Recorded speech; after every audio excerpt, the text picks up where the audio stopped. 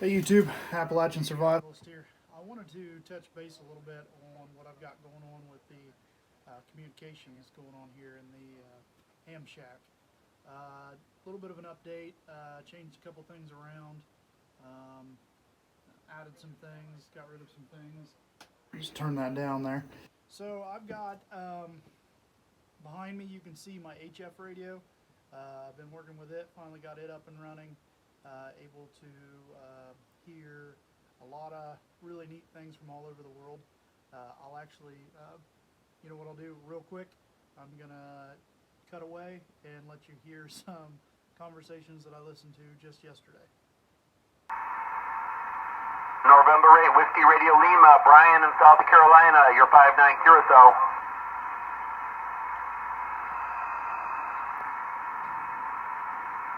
Thanks a lot for the 5 over. Hope to see you in the contest this weekend. PJ2 stroke Kilo 8, Papa, Germany, Japan.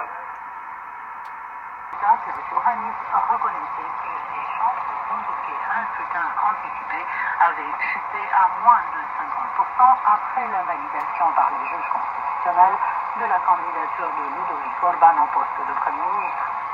Selon les experts, los seres humanos se apareaban y tenían contacto físico los dos sexos por necesidad para poder procrear. Los seres humanos. So I don't know if they were talking Spanish. I'm assuming it was Spanish. I don't know Spanish. And then the other audio I had there was pretty interesting as well. Not sure where those communications were coming out of, but it's pretty neat to be able to hear someone who's got something very similar to mine set up, that they're talking all over the world. That's why getting your ham license, if you want to be someone who's prepared for any kind of problem or issue, is very important. So my suggestion is, get out there, take your ham test. It's easy. It's $15. It's super cheap. It's easy to study for. Technician license is super easy to get and study for. There's an app that you can actually use to be able to take that test and be able to pass. I was able to pass first time, and I was really rusty on a lot of the stuff that I'd learned from way back in the day in the Army. But yeah, so HF, that's totally something that is great to get into for communications. But for local, I've got VHF and UHF setups right here. I've got a scanner set up. I've got a CB radio set up. Even have a hard line that this is actually a crank phone that right now it goes to one of my cabins. I've got several cabins here on the property. I actually need to do video on a few of them. Then eventually I'll have one up at the cabin build, the one that I'm working on right now. A couple cool things that I got going on here too is on my screens. Here, I'll just kind of show you here. Okay, so what I've got right now is on my main screen, I have all the air traffic that is flying overhead of Appalachia here.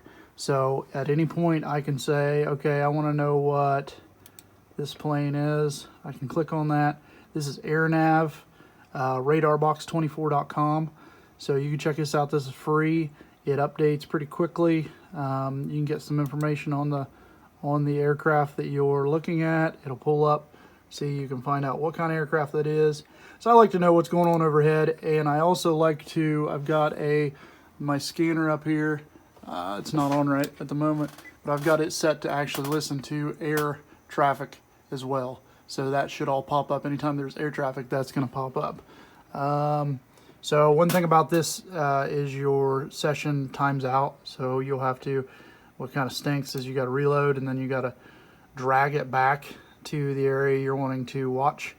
But what I will tell you is a really cool app that I ended up downloading for my computer for ham related things is the HRD logbook. Basically this allows me to do anything ham related, logging things. If I had some radios that were able to be connected to the computer, I could control them from this program. But my favorite part about this whole program is I put another screen up here that goes from that program, and I am tracking satellites, the moon, and the International Space Station all up here. So that is all stuff that I am able to watch in real time and see where they are, to be able to use the repeaters off those satellites to be able to communicate with the International Space Station. So in an emergency, if something really went down and there were no communications with the outside world, I've got HF, I've got 2-meter VHF, UHF, and I've also got where I can use my satellites and things like that. And you say, well, what if the internet's out? Well, if the internet's out, this system here is obviously not going to work with real time.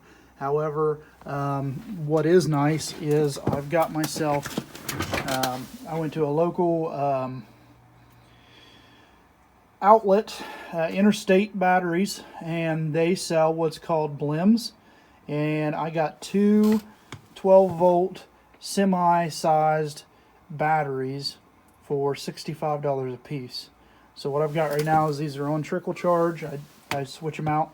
Eventually one of these is going to go up to the cabin on a, it will be set up with a solar panel that I have and a solar control module, and you'll be able to see that once I get that all set up and going.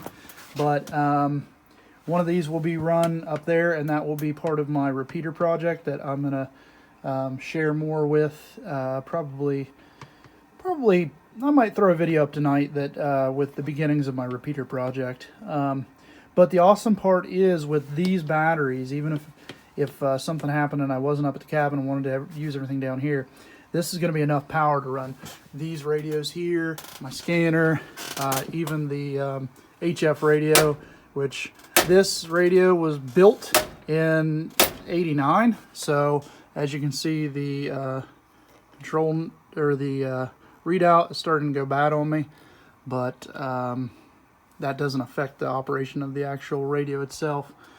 But anyway, so yeah, and I've got some more things that I'm kind of working on project-wise to get them up and running along with this radio. I've got the other radio, the SB104A. I'm in the process of taking it apart, cleaning it up, taking care of it. And then I've got all kinds of other radio projects that I got going on here too. So anyway, just wanted to give you an update there on the ham radios, the radio communications, things like that. But I thought this was pretty neat here that you can pick up the air traffic control, pick up planes that are flying around you, get your satellite info, and still be able to kind of have some real-time intel as to what's going on. But anyway, thanks for taking time to check this out, and as always, God bless. Like and subscribe and comment below.